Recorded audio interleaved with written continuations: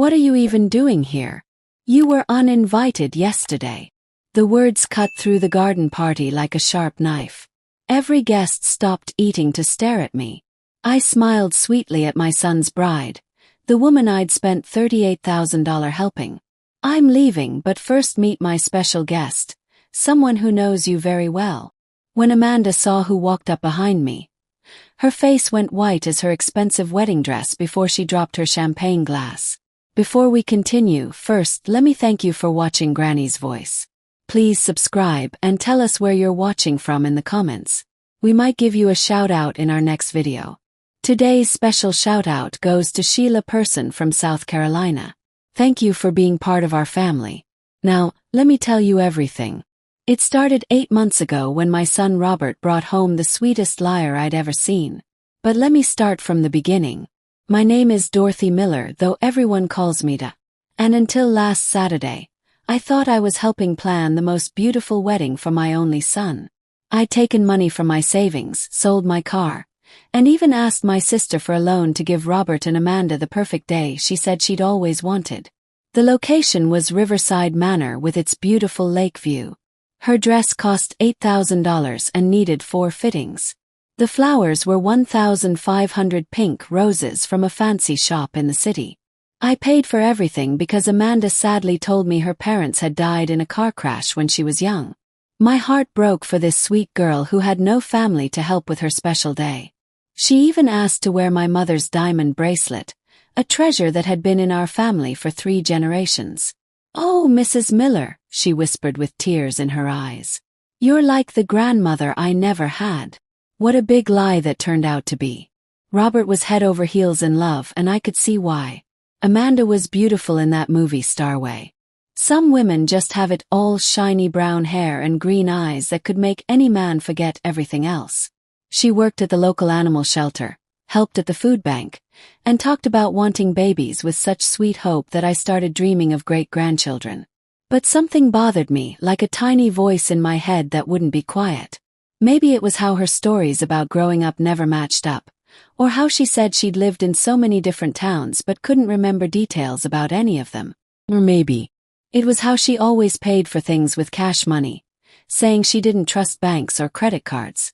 Still, Robert was happier than I'd seen him since his dad passed away 5 years ago, and that meant everything to me, until the night I learned the truth that would change our whole world. The big discovery happened by accident, like most shocking truths do. I was bringing over some wedding decorations to Robert's house when I heard Amanda talking loudly on the phone in the kitchen. Something about her voice made me stop by the door instead of walking in and saying hello like I usually would. "Tommy, I told you never to call me here," she said angrily. "No, the wedding is still happening next week." "Yes, I'll be able to get into his bank account after we're married." "What do you mean you want more money?" "We said 25% and that's it." My heart felt like it stopped beating. I pressed myself against the wall, thankful that Robert's old house had thin walls so I could hear every terrible word. "Listen, the old woman has already given us almost $40,000 and she'll probably give us more money for a house after the wedding. This guy is worth at least $150,000, maybe more if we're smart about it.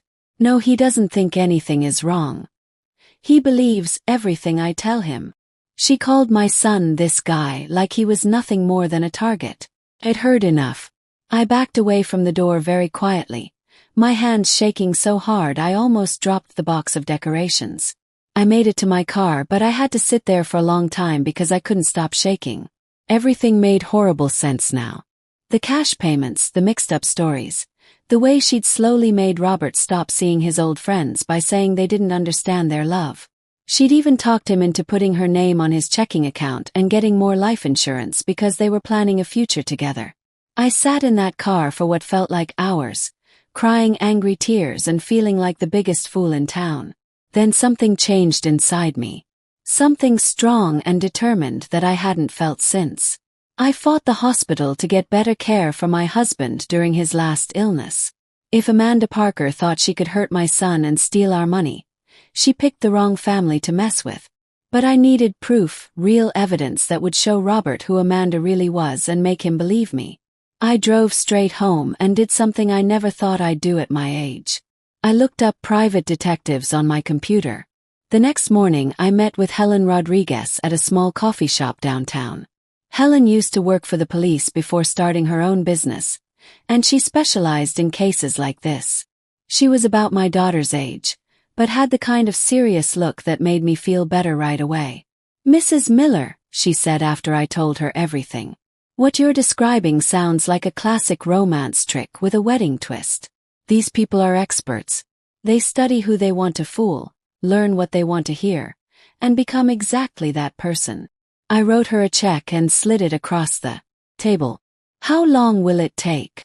Helen smiled, but not in a happy way. "For someone careless enough to use her real voice where you could hear? Not very long at all." 10 days later, Helen called with news that was worse than my worst fears. "Dorothy, you need to sit down for this," she said, sounding serious on the phone. "Amanda Parker isn't real. The woman your son wants to marry is actually named Tina Brooks, and she has a very bad history." I was in my kitchen making lunch when she called, and I had to hold on to the counter to keep from falling down. "Tell me everything." Tina Brooks, 26 years old, originally from Detroit. She's been arrested twice in the past 3 years for stealing money from people, and she was found guilty once. She works with partners, usually men who help her find victims and sometimes pretend to be family members to make her stories seem real. My sandwich was burning on the stove, but I couldn't move to turn it off. The man on the phone, Tommy, that's Tommy Martinez, her boyfriend. They used to work together until about a year ago when she apparently stole $12,000 from him and disappeared. He's been looking for her ever since. Finally, I turned off the stove, my hands moving without thinking while my mind tried to understand everything. "How did you find all this out?" "The magic of computer programs and some good old detective work. Tina has been using the Amanda Parker name for 6 months, complete with fake paperwork and work history. The animal shelter job. She volunteers there twice a month, just enough to make the lie believable if someone checks." I sat down hard in my kitchen chair. "Helen, I need you to find this Tommy Martinez." There was quiet on the phone. "Dorothy, what are you thinking?" "I'm thinking that a man who's been hunting Tina for a year might be very interested in coming to her wedding." Helen's voice sounded impressed. "You want to bring him to the ceremony?" "I want to give Amanda exactly what she deserves." My voice was stronger than I felt. "Can you find him?" "Already did. He's living in Phoenix now, working at a garage. I can get you his phone number within an hour." After I hung up, I sat in my quiet kitchen for a long time. Part of me wanted to march right over to Robert and tell him everything Helen had found out. But I knew my son. He was stubborn like his father, and Tina had been working on him for months. She'd probably made him think that any complaints about her were just jealousy or me trying to control his life. No, I needed something bigger, something that would show everyone who she really was so there would be no room for arguments or tricks.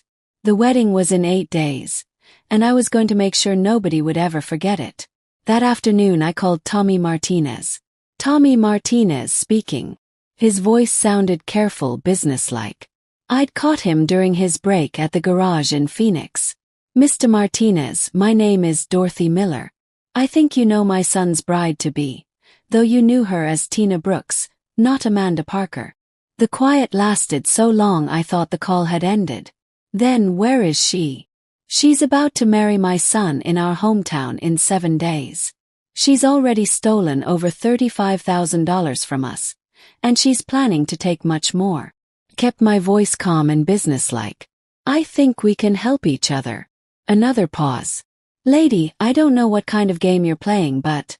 She told her partner Tommy that Robert was worth at least $150,000. "She's planning to get into my son's bank accounts after they're married, and probably run away within a few months." I let that sink in. "Sound familiar?" His sharp breath told me everything. "You heard her talking to Tommy." "That's me.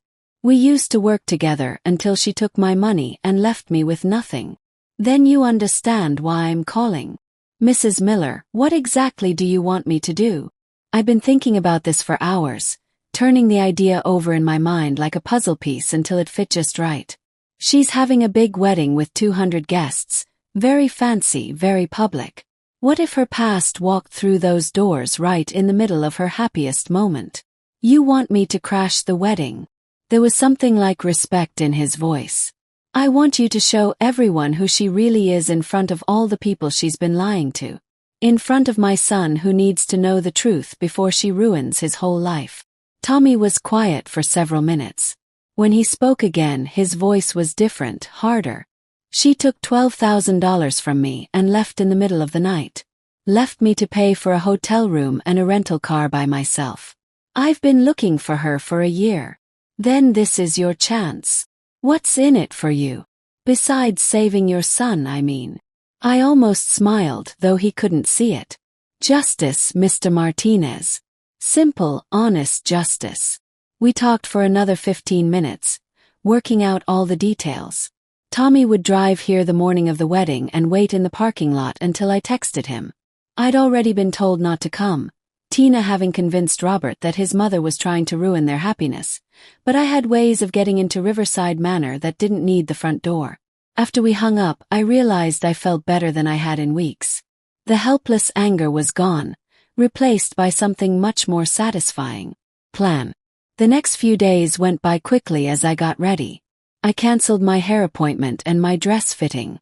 If I was going to be banned from my son's wedding, I certainly wasn't going to dress up for it. Instead, I focused on other things like making sure the wedding would have some very expensive problems. 2 days before the wedding, I made phone calls that would have impressed a business person. The first was to the Riverside Manor event planner. Mrs. Garcia, this is Dorothy Miller, mother of the groom for the Miller-Parker wedding on Saturday. Oh, Mrs. Miller, how nice to hear from you. I hope you're excited for the big day. If only she knew. Actually, I'm calling because there's been a change in who's paying for things. The bride's family has decided to take care of the final payment after all. I paused, letting my voice fill with the kind of grandmotherly happiness that event planners love to hear. It's so nice when families work things out, don't you think? That's wonderful news. Should I expect payment from them directly? Oh yes, they'll be handling everything from now on. In fact, you should probably wait to process any payments from my account until you hear from the Parker family. I gave her the fake phone number Helen had confirmed Tina was using for wedding businesses. They're very particular about managing their own money. The second call was to the flower shop, the third to the food caterer, the fourth to the photographer. Each conversation was the same. The bride's family was taking over final payments, so happy to be making up with their daughter, so excited to help with this special day. Of course, the Parker family didn't exist, and Tina would have no idea that businesses were trying to reach her on a phone number she never answered. By Saturday morning, Riverside Manor would be facing a very expensive problem with no quick solution. But the best part was the call I made to Robert. Mom! He sounded tired and stressed. I really can't talk right now. Amanda's been upset about you not being at the rehearsal dinner last night. Oh, Robert, sweetheart, I completely understand Amanda's feelings. My voice was full of the kind of motherly understanding that had helped him through scraped knees and broken hearts for 32 years. In fact, I've been thinking and I realize I may have been a bit too involved in the wedding planning. Silence. Then really. This is Amanda's special day, and if she feels my being there would be stressful, then of course I should respect that. Paused for effect. I love you too much to do anything that might spoil your happiness. Mom. His voice cracked a little. Are you sure? Amanda might change her mind if you called her. Oh darling, I don't think that's needed. You know what? I'm going to take a little trip this weekend. Maybe drive to the mountains, do some shopping. Give you two some space to enjoy your special day without any family drama. The relief in his voice was painful to hear. That's really nice of you, Mom. I just want you to be happy, sweetheart. That's all I've ever wanted. After hanging up, I stared at my phone for a long time. The conversation had been necessary, but it hurt in ways I hadn't expected. Robert truly believed I was the problem, that my worries about Amanda came from selfishness or jealousy rather than mother's instinct. Well, by Sunday morning he'd understand everything. Friday evening Tina called me herself. I almost didn't answer, but curiosity won. Mrs. Miller, it's Amanda. Her voice was honey-sweet with just a hint of sadness. I wanted to thank you for being so understanding about tomorrow. Not at all, dear. I completely understand.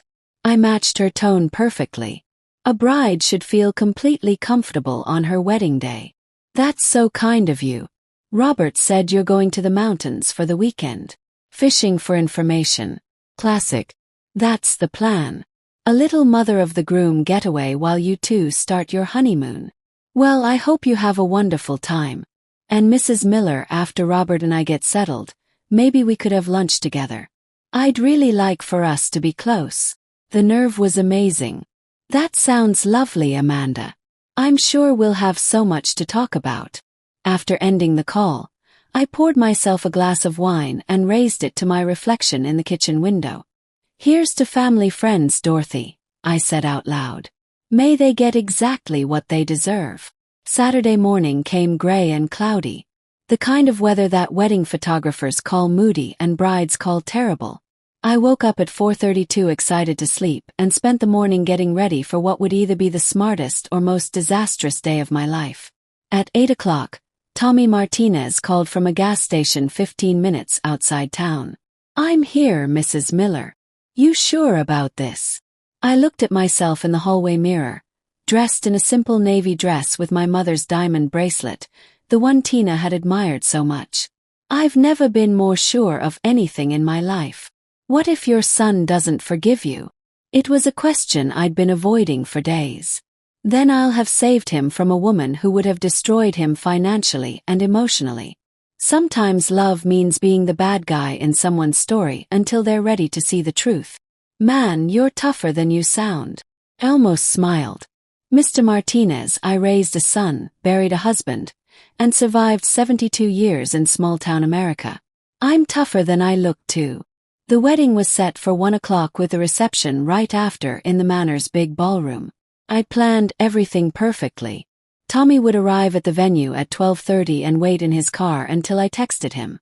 I would get in through the garden entrance, a path I knew well from my many visits to plan the wedding, and find a spot where I could watch everything happen. At 10 a.m. my phone started ringing. First the florist, then the caterer, then the venue coordinator. All panicked, all trying to reach someone from the Parker family about bills that needed to be paid right away. I let every call go to voicemail. At 11:30, Robert called. Mom, something strange is happening. All the wedding vendors are calling Amanda about payments, but she says she never told them her family was taking care of anything. Do you know what's going on? Oh my goodness, that does sound confusing. What did Amanda say? She's pretty upset. She thinks someone is trying to ruin the wedding. There was a pause. Mom, you didn't. I mean, you wouldn't. Robert Thompson, are you suggesting your mother would ruin your wedding? I put just the right amount of hurt in my voice. After everything I've done to help make this day perfect. No, I'm sorry.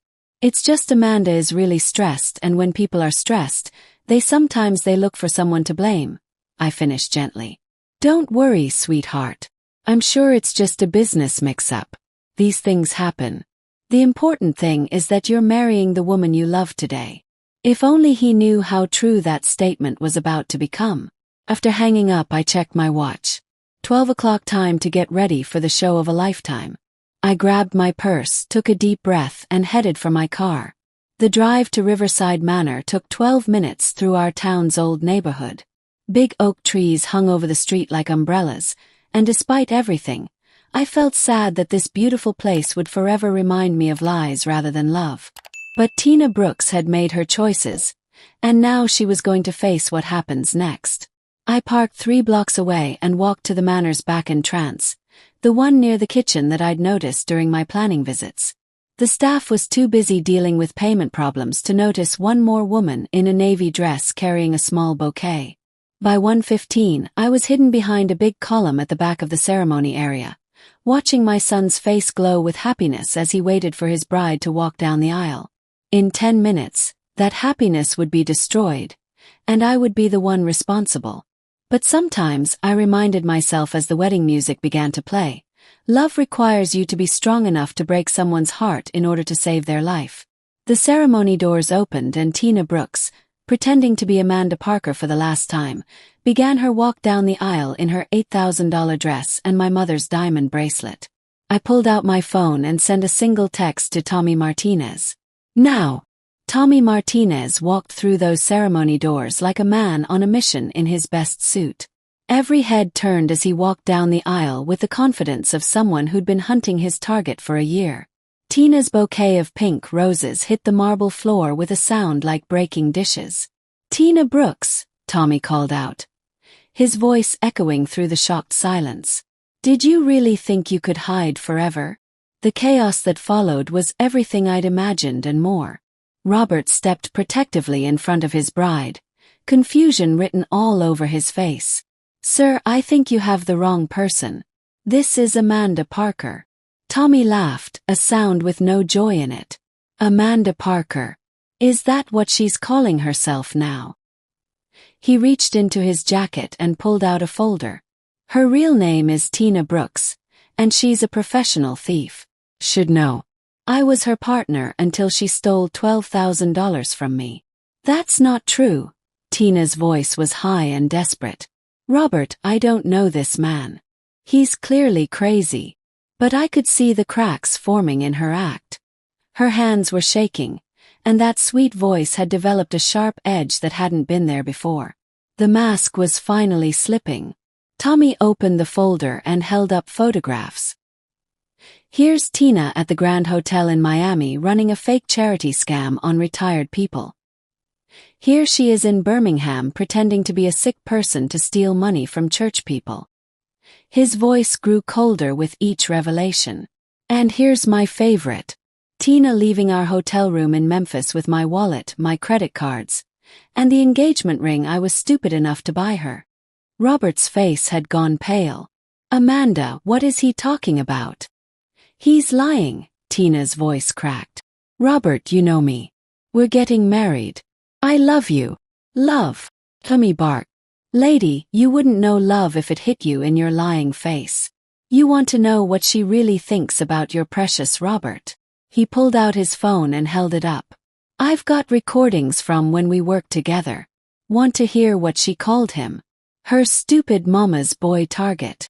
The wedding guests were whispering now, a low buzz of shock and confusion spreading through the ceremony area. I watched from behind my column as my son's world fell apart in real time.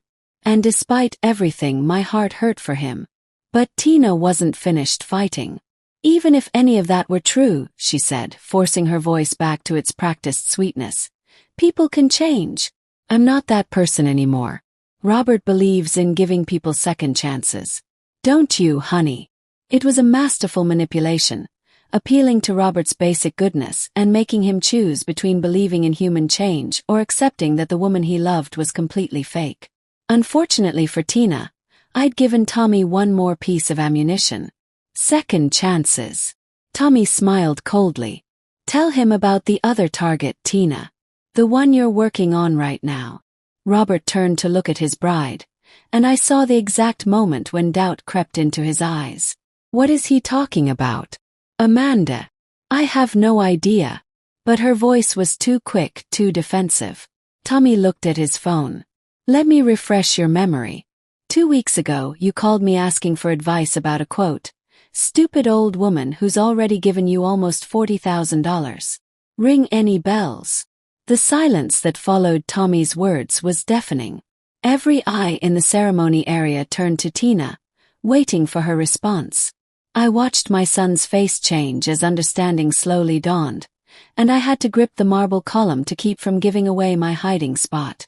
"That's..." Tina's voice failed her. He tried again. "That's taken out of context." "Context?" Robert's voice was barely a whisper. "You called my mother a stupid old woman." "Robert, no, I didn't mean it that way. This man is trying to..." "Trying to what?" "Tell the truth." Robert's voice was growing stronger, anger replacing confusion. "My mother has given us everything. She emptied her savings account for our wedding. She borrowed money from her sister so you could have your dream ceremony. The wedding guests were no longer whispering. They were listening closely to every word. I spotted several people recording with their phones, including Robert's college friend, who looked like he was streaming the whole disaster live. Tommy wasn't done. You want to know the real kicker? She was planning to clean out your bank accounts and disappear within 4 months. It's her usual timeline. Long enough to get legal access to marital money. Short enough to avoid getting too attached. Stop it, Tina begged. But her composure was completely gone now. Tears streamed down her face, but whether they were real or part of the act, I couldn't tell. Robert stepped away from her, his face showing disgust and betrayal. Is it true? Any of it? Tina looked around desperately, like a trapped animal looking for escape. The ceremony doors were blocked by curious guests who'd moved closer to hear better. The altar offered no safety. Finally, her gaze found mine across the crowded space. Our eyes met, and I saw recognition bloom on her face. She knew exactly who had set up this moment. For the first time since she'd entered our lives, Tina Brooks was facing someone who was smarter, more determined, and infinitely more motivated than she was. You, she whispered, pointing directly at me. This was you. All heads turned to follow her finger, and suddenly I found myself the center of attention in a way I'd never planned.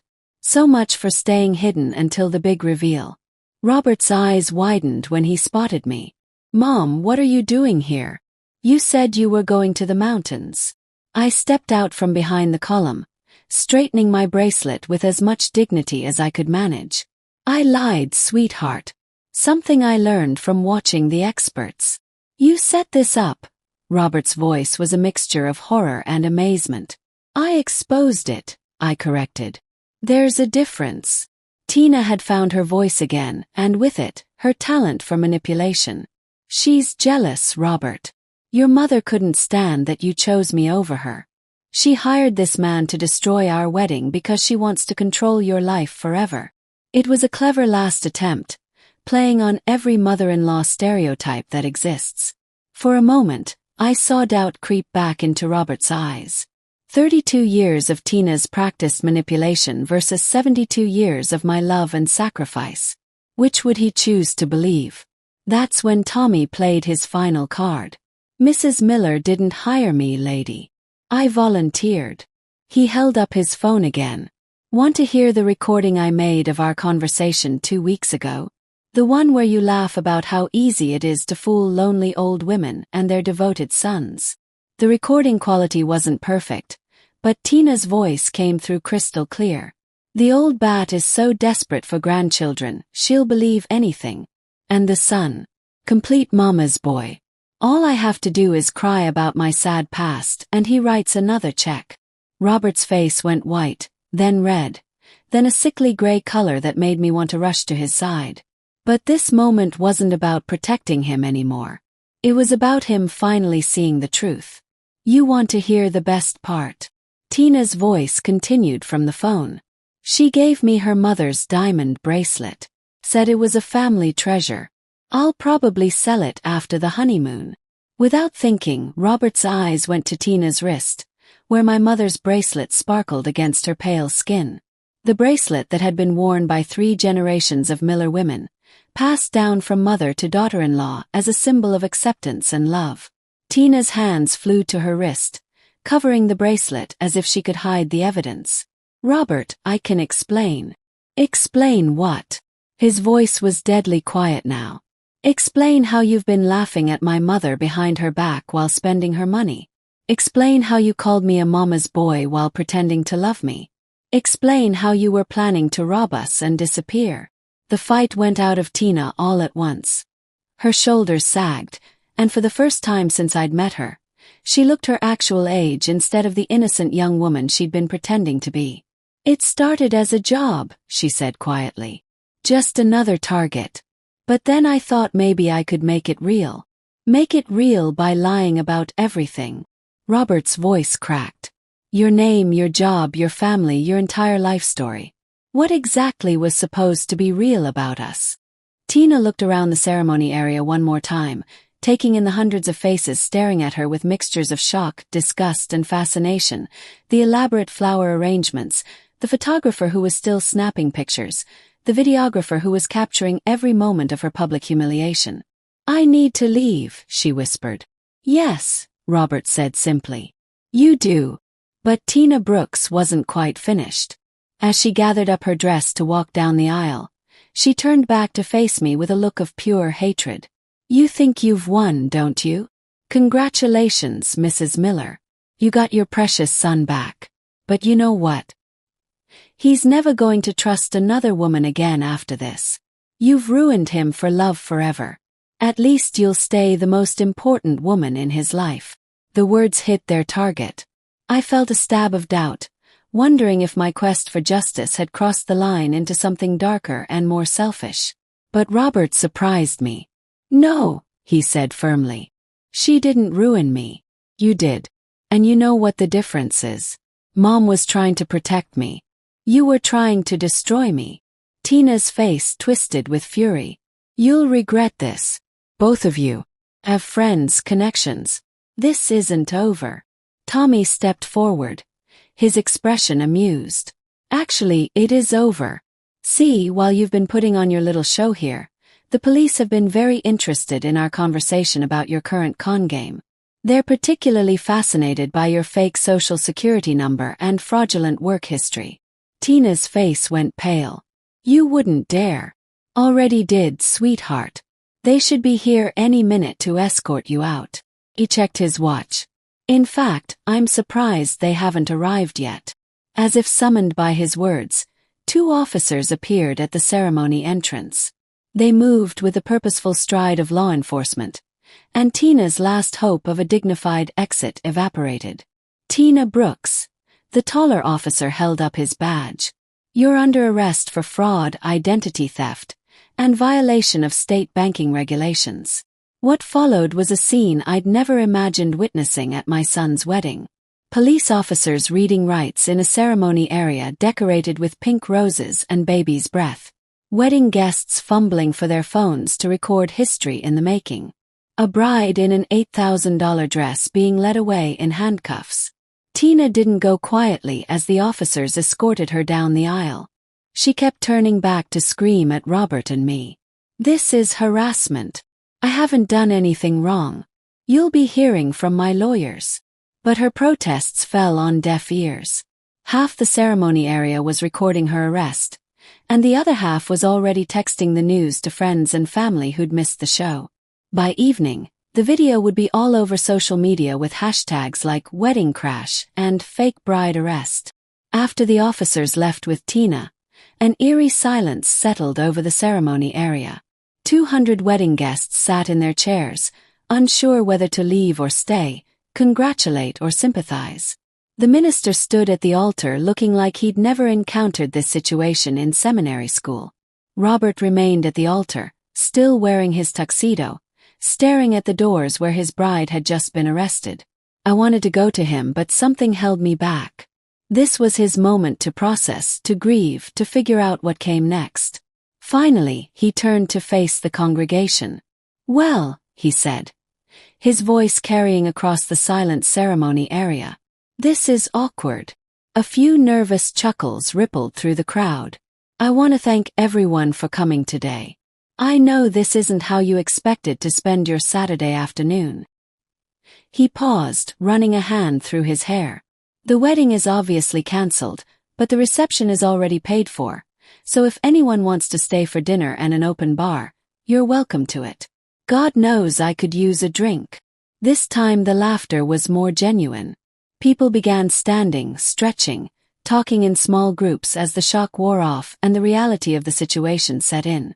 Robert finally looked in my direction. Our eyes met across the chaos and I saw a mixture of gratitude, embarrassment, and something that might have been admiration. He walked down the aisle toward me, and the crowd parted like the Red Sea. When he reached me, he stopped and just stood there for a moment, studying my face. "Mom," he said finally, "we need to talk." He nodded. "Yes, we do. But first." He reached up and carefully unclasped my mother's diamond bracelet from around her wrist. This belongs to you. I took the bracelet with shaking hands, feeling its familiar weight. Actually, it belongs to the woman my son eventually marries, when he finds someone worthy of it. Robert's eyes filled with tears. I'm so sorry, Mom, for not believing you. For choosing her over you, for being such a fool. You weren't a fool, sweetheart. You were in love. Or at least you were in love with the person you thought she was. I reached up and straightened his tie, a gesture I'd been making since he was old enough to wear clip-ons. Love makes us all vulnerable. The important thing is that you're safe. How long did you know? I started suspecting something about 3 weeks ago. I had proof a week ago. I met his eyes. I hired a private investigator. And Tommy. He volunteered for revenge duty when I called and told him where to find her. I smiled slightly. Hell hath no fury like a con artist scorned, apparently. Robert laughed despite everything. You've been busy, haven't you? I've had a very educational few weeks. Took his arm. Now, what do you say we go face the music at your non-reception? People are going to have questions. As we walked down the aisle together, I caught snippets of conversation from the departing guests. Most of it was shock and amazement, but I also heard genuine concern for Robert and grudging respect for what they were calling my detective work. Mrs. Patterson from church grabbed my arm as we passed. Dorothy Miller, you are one sharp lady. I never trusted that girl. Too pretty and too sweet. Real women have rough edges. The reception that wasn't a reception turned out to be the most honest party I'd ever attended. With the pretense of a wedding celebration stripped away, people relaxed in a way they never do at formal events. The bar opened early, the band played country music instead of wedding classics, and conversations flowed with the kind of honesty that only comes after shared trauma. Robert handled himself with more grace than I dared hope. He worked the room like a politician, thanking people for coming, apologizing for the drama, and accepting sympathy with good humor. I watched him from across the ballroom and felt a pride that had nothing to do with his job or his choice in women. This was my son showing real character under pressure. Tommy Martinez found me by the cake table where I was wondering whether it was appropriate to eat wedding cake when there hadn't actually been a wedding. Mrs. Miller, he extended his hand. I wanted to thank you for giving me the chance to face Tina after all this time. I shook his hand. I should thank you. I could never have exposed her without your help. What you did took guts. Not many mothers would go to those lengths. Any mother would have done the same thing to protect her child. Tommy smiled. No, ma'am. Most mothers would have tried to talk their son out of it and failed. You played chess while the rest of us were playing checkers. After he left, I found myself alone with my thoughts for the first time all day. The adrenaline was wearing off, replaced by exhaustion and something that might have been sadness. Yes, I'd saved Robert from a terrible marriage and potential financial ruin, but I'd also destroyed his faith in love, at least temporarily. Had I done the right thing? Mom. Robert appeared beside me with 2 glasses of champagne. You look like you're having second thoughts. I accepted the glass gratefully. Just wondering if there might have been a gentler way to handle this. You mean like sitting me down and explaining that my bride-to-be was a con artist? Because we both know how well I would have received that news. He had a point. You would have thought I was jealous and controlling. I would have accused you of exactly what Tina said, trying to keep me dependent on you forever. Robert sipped his champagne. You know what changed my mind? It wasn't Tommy showing up or even the recording. It was watching Tina's face when she realized you'd outplayed her. What did you see? Cold calculation and genuine respect for a worthy opponent. He turned to look at me. She underestimated you completely. She thought you were just a lonely old woman who'd do anything to keep her son happy. She had no idea she was trying to con someone smarter than she was. I'm not sure about smarter. Maybe just more motivated. Mom, you orchestrated the exposure of a professional con artist using her own partner and the police. That wasn't just maternal instinct. That was strategy. We stood in comfortable silence for a while, watching our friends and family enjoy the party that had risen from the ashes of disaster. The band was playing jazz now, and several couples had started dancing. "I have a confession," Robert said eventually. "What's that?" Part of me is relieved. Not about the public humiliation or the arrest, but... He paused, searching for words. Something always felt off about Amanda.